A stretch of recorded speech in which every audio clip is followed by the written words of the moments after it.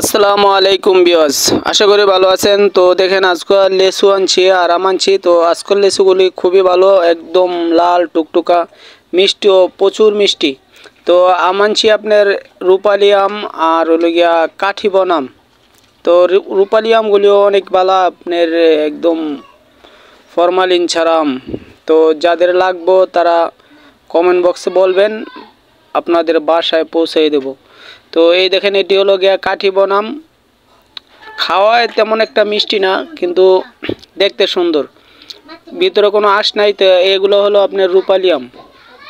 রূপালি আমগুলি আপনার একদম কাঁচকারা আছে, তো আপনার লাগলে 2-3 দিন রাইখা এরপর খাইতে পারবেন। আর আপনার এই আমগুলি খাওয়ায় অনেক স্বাদ, মিষ্টি, এবং এগুলো আপনার কোনো অনেক আম দেওয়া যায় খাইলে গলা চুলকায়, বা এই আমগুলি একদম ভালো, কোনো সমস্যা নাই।